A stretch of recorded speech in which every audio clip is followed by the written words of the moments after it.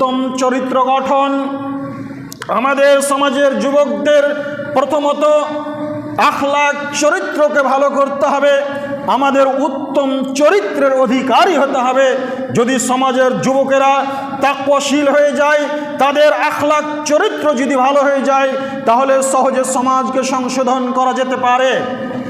কেননা বিশেষ করে আমাদের নবীকে লক্ষ্য করে মহান আল্লাহ বলেন সূরা কালাম সূরা নম্বর 68 আয়াত নম্বর 4 এর মধ্যে বলেছেন, ওয়া ইন্নাকা লাআলা খুলুকিন আযীম, নিশ্চয় আপনি মহান চরিত্রের অধিকারী। আল্লাহ তাআলা আমাদের নবীকে লক্ষ্য করে বলেছেন যে নিশ্চয় আপনি মহান চরিত্রের অধিকারী। রাসূল সাল্লাল্লাহু আলাইহি সাল্লাম কেমন চরিত্রের অধিকারী ছিলেন, তার আখলাক কেমন ছিল, তার ব্যবহার কেমন ছিল, এই ব্যাপারে পরিষ্কার বলা হয়েছে। মক্কার মুশরিকরা যখন মুসলমানদের প্রতি জুলুম নির্যাতন চালাতো, তারা যখন অত্যাচার করত, তাদের অত্যাচারে অত্যাচারিত হয়ে একজন সাহাবী রাসূল সাল্লাল্লাহু আলাইহি সাল্লামকে বললেন, হে আল্লাহর রাসূল, আপনি মুশরিকদের জন্য বদদোয়া করুন। রাসূল সাল্লাল্লাহু আলাইহি সাল্লাম উত্তর দিয়েছিলেন, অভিশপ্তকারী রূপে আমাকে পাঠানো হয়নি, বরং আমাকে আশীর্বাদ স্বরূপ প্রেরণ করা হয়েছে। এছাড়াও সূরা আম্বিয়া সূরা নম্বর 21 আয়াত নম্বর 107 এর মধ্যে মহান আল্লাহ বলেন, ওমা আরসালনাকা ইল্লা রাহমাতাল লিল আলামিন।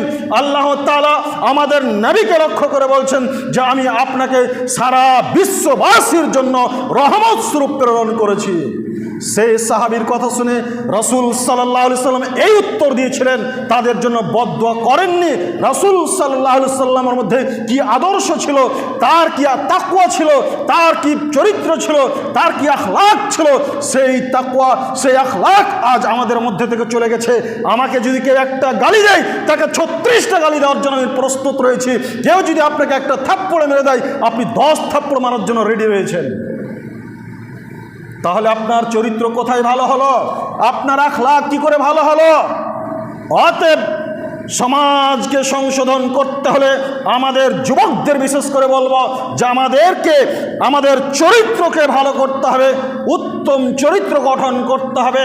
কেননা যদি আমাদের চরিত্র ভালো না হয়, এ ব্যাপারে পরিষ্কার বলা হয়েছে সহিহ বুখারী হাদিস নম্বর 3559 এর মধ্যে বলা হয়েছে, আয়েশা রাদিয়াল্লাহু তাআলা আনহা থেকে বর্ণিত, তিনি বলেন যে রাসূল সাল্লাল্লাহু আলাইহি সাল্লাম আয়েশা রাদিয়াল্লাহুকে বলছেন, হে আয়েশা, কিয়ামতের দিন আল্লাহ তাআলার নিকটে সবচেয়ে নিকৃষ্ট ব্যক্তি সেই যার দুর্ব্যবহারের কারণে লোক যাকে বর্জন করে। কিয়ামতের দিন আল্লাহ তাআলার নিকটে সবচেয়ে নিকৃষ্ট ব্যক্তি সেই যার দুর্ব্যবহারের কারণে লোক যাকে বর্জন করে। এছাড়াও সহিহ বুখারী হাদিস নম্বর 6035 এর মধ্যে বলা হয়েছে, তারপরে রাসূল সাল্লাল্লাহু আলাইহি সাল্লাম বলছেন যে তোমাদের মধ্যে সবচেয়ে উত্তম ব্যক্তি সেই যার আখলাক ভালো, যার চরিত্র ভালো। এই হাদিস দ্বারা কি বুঝলেন? কিয়ামতের দিন আল্লাহ তাআলার নিকটে সবচেয়ে নিকৃষ্ট ব্যক্তি হবে সেই যার চরিত্র খারাপ, যার ব্যবহার খারাপ, আর সেই ব্যক্তি সবচেয়ে উত্তম হবে যার চরিত্র ভালো, যার আখলাক ভালো।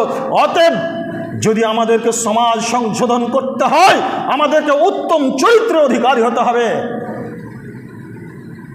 উত্তম চরিত্রে কি গুরুত্ব রয়েছে ব্যাপারে পরিষ্কার বলা হয়েছে।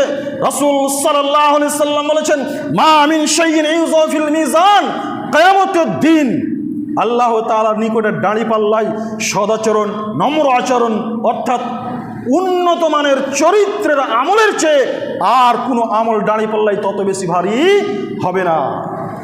সদাচরণ, নম্র আচরণ আমল কিয়ামতের দিন দাঁড়িপাল্লায় যত বেশি ভারী হবে, পৃথিবীর আর কোনো আমল তত বেশি ভারী হবে না।